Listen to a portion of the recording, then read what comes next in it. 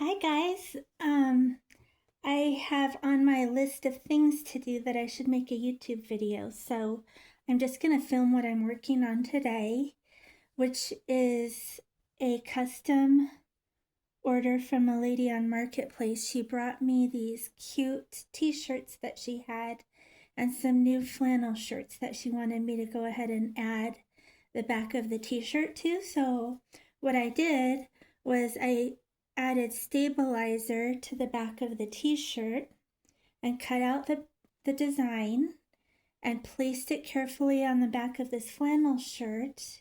And now I'm working on doing the stitching. And what I've chosen for my stitching is this Bernina stitch number 1310, which is a cute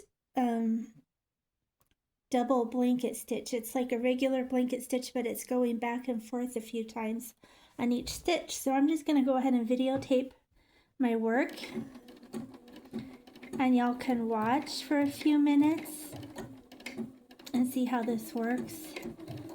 And hopefully I'll cut most of the fluff out of this video, and then y'all can see the final result. I expect it to be really cute.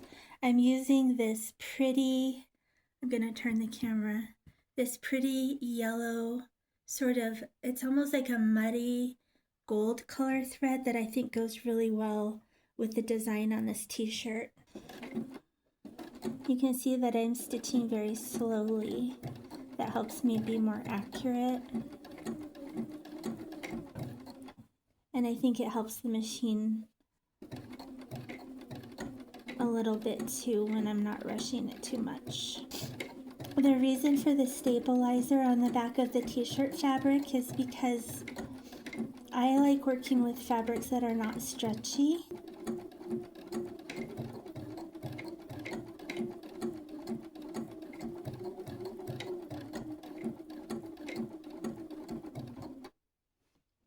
It's turning out really cute. I'm excited.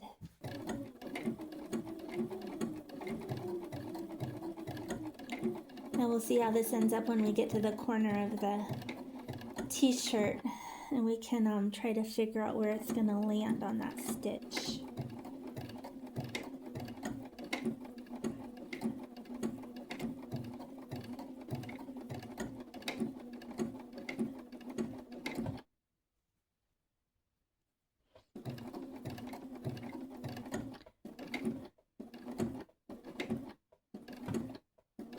Okay, I'm right here at the corner, and you can see where I'm just at the corner of that t-shirt, and it kind of landed with the stitch going front and back.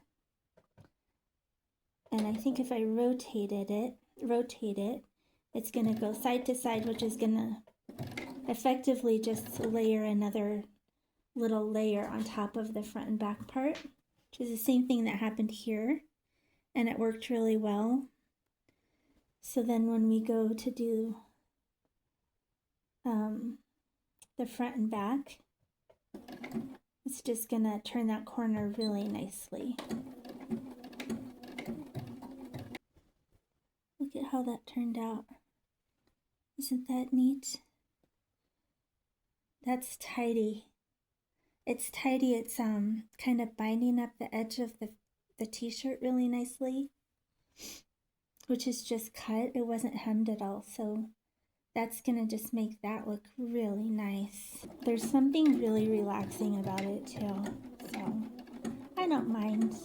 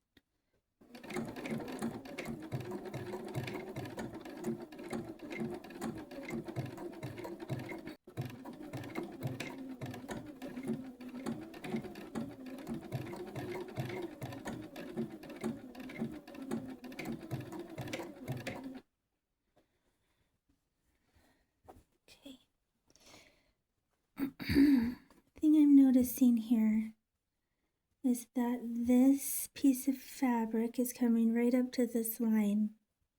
And on here, I have it kind of pinned across below the line. So I'm probably going to end up adjusting that a little bit just to make sure it's perfectly square, because we definitely don't want it going downhill or anything like that. I think when it gets flattened out and it's, you know, all pinned, all stitched together, sometimes it ends up being a little bit bigger than you expect it to be. It kind of, I won't say it stretches it, but it kind of just flattens it out so perfectly.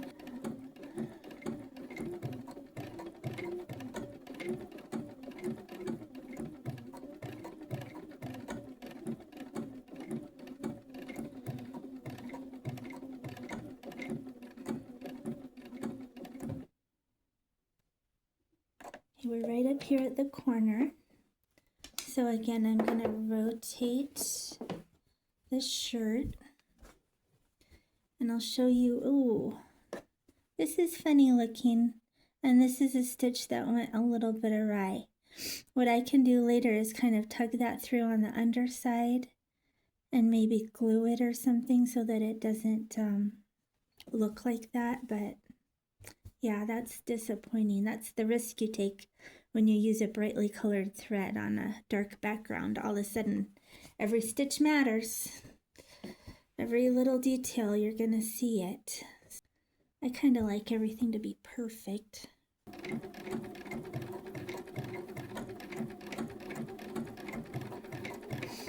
Right now, we're going right across the top of the design, so we're up at the top of the shirt. You can see the loop of the back of the flannel shirt coming into your window, hopefully.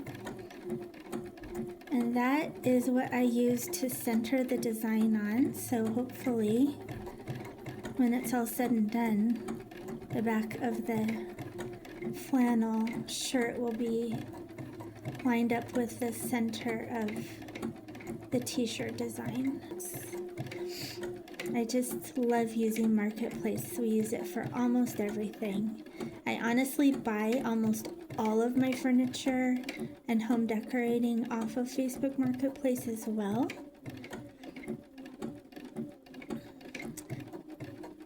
I should do a Marketplace video where I do a YouTube feature video of everything that I've bought off of Marketplace that's decorating or furnishing my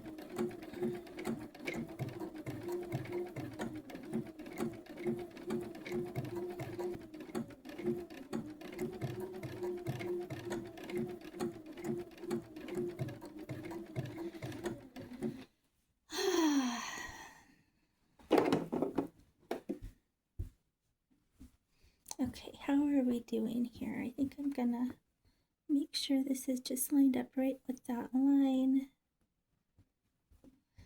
Keep going.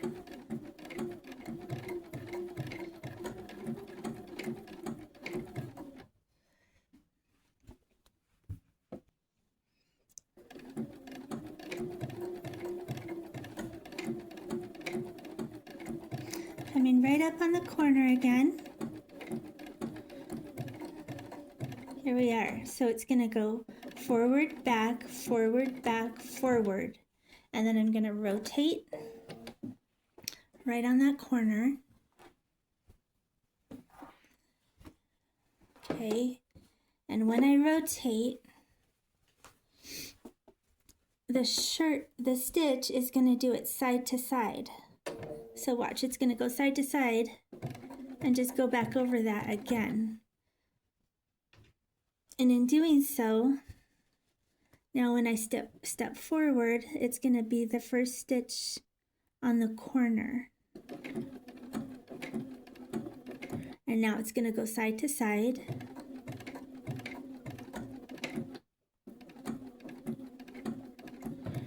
And what that's going to do is create this little box.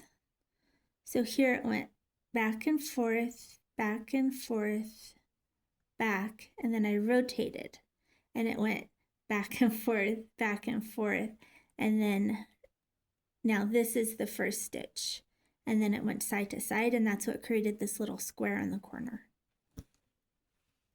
Kind of nifty if you ask me.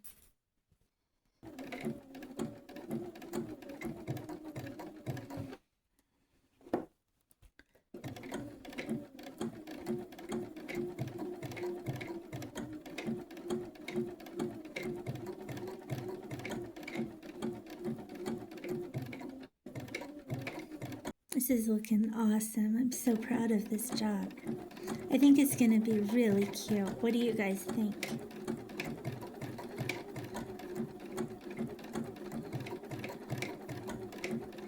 I would wear this shirt to a Wyoming football game any day of the week, especially in the winter.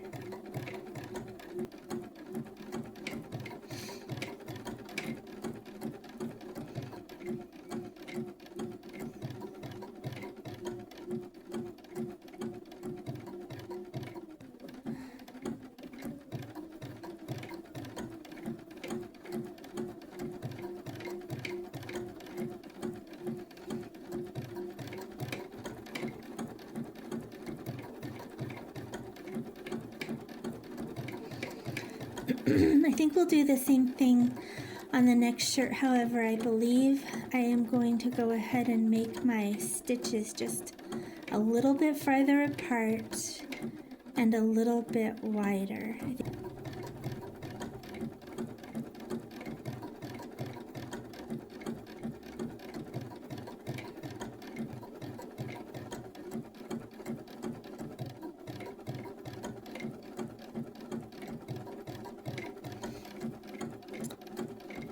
I see the finish line here. Do you guys see it? We're coming right up here to the end of the stitches, and I think what I'm gonna do is overlap a couple there at the end just so that they don't come out, because I don't think I did anything to make those first stitches stick. I just started sewing. This is my knot, but when I push cut, it ties a little knot and then it cuts the thread. So we'll just put some glue on there and it'll make it stick. But what do you guys think? Let's look at it. What do you think? Pretty neat, huh?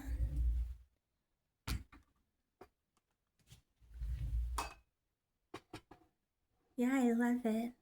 I love how it turned out. That's gonna be so cute. Thanks for hanging out with me today. I love you guys. See you next time.